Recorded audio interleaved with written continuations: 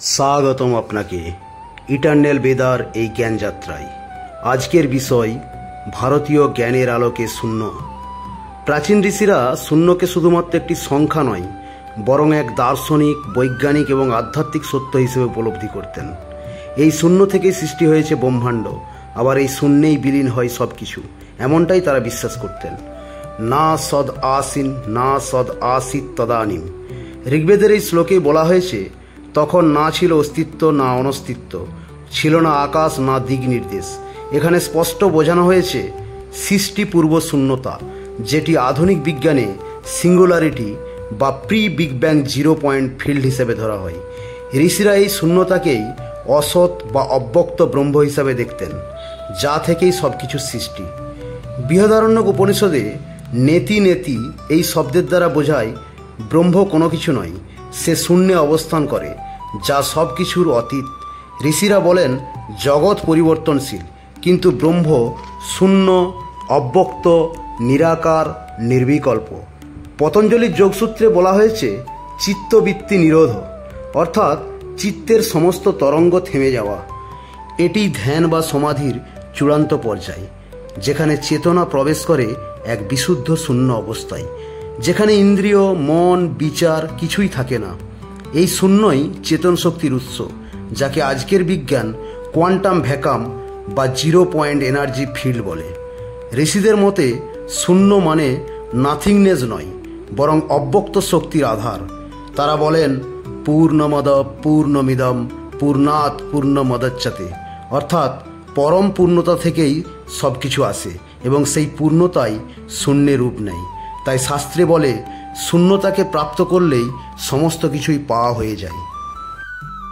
ভারতীয়দের আধুনিক গণিত এবং জ্যোতির্বিজ্ঞানে অবদান।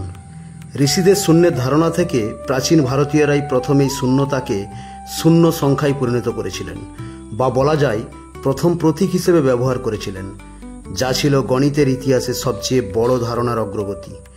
কয়েক বছর আগে পর্যন্ত শূন্য সংখ্যার প্রাচীনতম উদাহরণ বলে যাকে মনে করা হতো, সেটি ছিল গোয়ালিয়র দুর্গের মন্দিরের একটি দেয়াল চিত্র, যেটি তৈরি করা হয়েছিল খ্রিস্টপূর্ব 875 শতকে। কিন্তু ততদিনের মধ্যে শূন্য সংখ্যাটি ভারতে সাধারণভাবে ব্যবহৃত হচ্ছিল। বিজ্ঞান ও জ্যোতির্বিজ্ঞানের ইতিহাসবিদ সুভাষ কাক বলেন যে কম্পিউটারে ব্যবহৃত বাইনারি নম্বর শূন্য সংখ্যাটি খ্রিস্টপূর্ব 5ম শতাব্দীতে ভারতেই আবিষ্কৃত হয়।